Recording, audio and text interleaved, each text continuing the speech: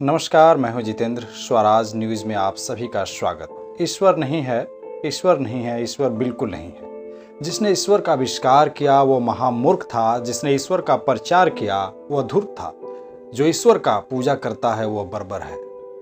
क्या भारत जैसे धार्मिक देश में ऐसी बातें करने वाले किसी व्यक्ति का सार्वजनिक जीवन में कोई स्थान हो सकता है? किसी का भी जवाब होगा नहीं। लेकिन ईवी रामास्वामी नायकर इस धारणा के विरुद्ध खड़ी एक ऐसी मीनार हैं और जिन्हें जनता ने दुत्कारा नहीं, प्यार से पेरियार यानी सम्मानित व्यक्ति कहा। उनकी मृत्यु के 45 साल बाद भी दक्षिण भारत में उनके बराबर का राजनेता दूसरा नहीं हुआ। ईश्वर को चुनौती तो बहुतों ने दी है, लेकिन इसे एक विचार की तरह जन जन में फैलाते हुए राजनीति की दिशा बदलने का काम भारत में पेरियार के अलावा किसी ने नहीं किया। तमिलनाडु में यह विचारधारा इतनी प्रबल है कि कमल हासन जैसे प्रसिद्ध अभिनेता नई पार्टी बनाते हुए पेरियार को ही अपना प्रेरणा बताते हैं। जाहिर है पेरियार हिंदुत्व के निशाने पर हैं और संयोग नहीं कि त्रिपुरा में पिछले चुनाव के बाद जब लेनिन की मूर्ति तोड़ी गई तो उत्साह होकर तमिलनाडु से बीजेपी के राष्ट्रीय सचिव एच राजा ने फेसबुक पर लिखा कि पेरियार की मूर्ति का भी यही हश्र होगा। दरअसल पेरियार भी लेनिन के प्रशंसक थे और उनका ब्राह्मणवाद, आर्य और अवतारों का विरोध बीजेपी नेताओं को फूटी आंखों नहीं सुहाता। यह अलग बात है कि पेरियार के एक मूर्ति को क्षतिग्रस्त करने की ऐसी तीखी प्रतिक्रिया हुई कि दिल्ली दरबार तक हिल गया और हिंदुत्ववादियों का मूर्ति तोड़ो अभियान रुक गया। पेरियार का जन्म तमिलनाडु के ईरोड में एक समृद्ध नायकर यानी चारवाहा परिवार में 17 सितंबर 1879 को हुआ था। रामास्वामी बचपन से ही तर्क करने में बहुत ही प्रवीण थे और पूजा पाठ और ईश्वर की अवधारणा आदि पर भी ब्राह्मणों को चुनौती देते थे। उन पर राष्ट्रीय आंदोलन का प्रभाव पड़ा और 1919 में वे कांग्रेस में शामिल हो गए। गांधी जी के अनुयायी बनकर असहयोग आंदोलन में जमकर काम किया, लेकिन 1924 में शूद्रों के मंदिर प्रवेश के लिए किए गए उनके वायकोम सत्याग्रह ने कांग्रेस के उच्च वर्णीय नेताओं से उनके मतभेद हो गए। गांधी जी का रुख भी उन्हें ठीक नहीं लगा। फिर ब्राह्मण वर्चस्व वाली नौकरशाही और विधानसभा में शूद्रों पिछड़ों की भागीदारी से जुड़े उनके प्रस्ताव ने कांग्रेस संगठन में के अंदर लड़ाई तीखी कर दी और 1925 में उन्होंने कांग्रेस छोड़ दी। पेरियार ने आत्मसम्मान आंदोलन चलाते हुए जनता के बीच तर्क और विज्ञान के महत्व को प्रचारित किया। वे पूजा पाठ और ईश्वर को शूद्रों के खिलाफ ब्राह्मणों का षड्यंत्र मानते थे। 1932 में वो सोवियत यूनियन गए और वहां से बेहद प्रभावित होकर लौटे।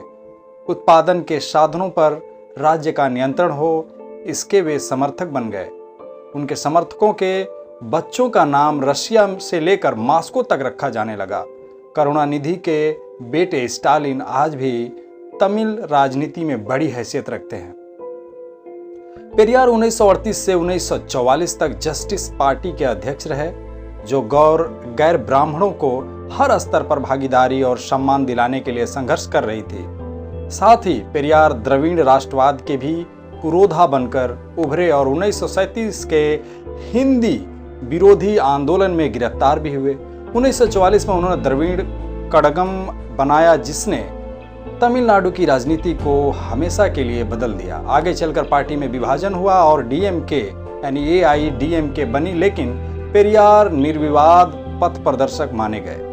पेरियार देश के सामाजिक परिवर्तन आंदोलन के बड़े नायक माने जाते हैं। उत्तर भारत में पहले अर्जक संघ और फिर बहुजन समाज पार्टी के आंदोलन ने उनकी पुस्तिकाओं को गांव-गांव तक पहुंचाया।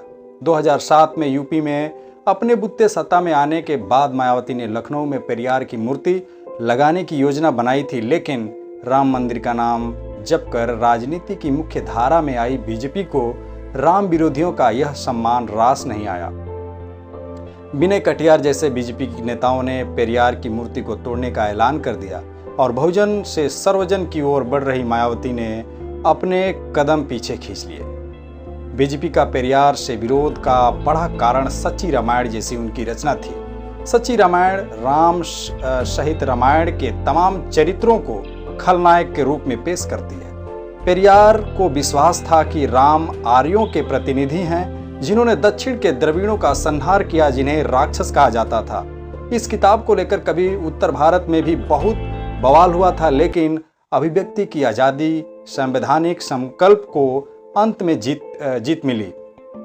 दरअसल यूपी के समाज सुधारक और आरपीआई के नेता ललई सिंह यादव, जिन्हें उत्तर भारत का पेरियार कहा जाता है, उन्होंने 1968 में सच्ची रामायण का हिंदी में अनुवाद किया था।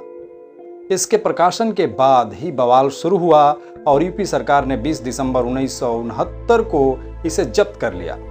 ललई सिंह यादव ने इस प्रतिबंध के खिलाफ इलाहाबाद हाई कोर्ट का दरवाजा खटखटाया। 19 जनवरी 1971 को जस्टिस A.K. कीर्ति, जस्टिस K.N. श्रीवास्तव और जस्टिस हरि स्वरूप के पीठ ने किताब से प्रतिबंध हटाते हुए ललई सिंह यादव को 300 रुपये हर्जाना दिलाने का आदेश सुनाया। हाई कोर्ट के इस फैसले के खिलाफ यूपी सरकार सुप्रीम कोर्ट गई, लेकिन न्यायपालिका ने भावनाओं के आहत होने की दलील पर अभिव्यक्ति की आज़ादी के अधिकार को तरजीह दी और 16 सितंबर 1976 को justice P.N. Bhagwati, justice B.R. Krishna Iyer और जस्टिस मुर्तजा फाजिल अली की सदस्यता वाले पूर्ण पीठ ने इलाहाबाद हाई कोर्ट का फैसला बरकरार रखते हुए आदेश सुनाया। यह फैसला बताता है कि भारत जैसे विविधतापूर्ण देश में जहां एक का नायक दूसरों का खलनायक हो सकता है, सभी को अपनी बात कहने का हक है। भारत असहमति पर सहमति के इसी सिद्धांत पर भरोसा रखते हुए ही एक रह सकता है। बीजेपी इसी राष्ट्रीय सहमति को तोड़ने में जुटी हुई है। पेरियार जनता के बीच बड़े कड़े शब्दों में देवी देवताओं पर प्रहार करते थे। धर्मभीरू लोग कहते थे कि पेरियार पर ईश्वर का कहर टूटेगा, लेकिन पेरियार उल्टा चुनौती देते थे कि अगर भगवान है और उसमें जरा भी शक्ति है तो उन्हें दंड क्यों नहीं देता, उनका जीवन छीन ले, उन्हें कोई परवाह नहीं। वे लगातार ऐसा करते थे और ऐसा करते हुए 24 दिसंबर 1973 को जब वे स्मृति शेष हुए तो उनकी जो उम्र थी वो 94 साल की हो चुकी थी। बहुत शुक्रिया। देखते रहिए स्वराज न्यूज़ को। अगर नए हैं तो लाइक शेयर जरूर करिए और चैनल को भी सब्सक्राइब करना न भूलें। Thank you very much.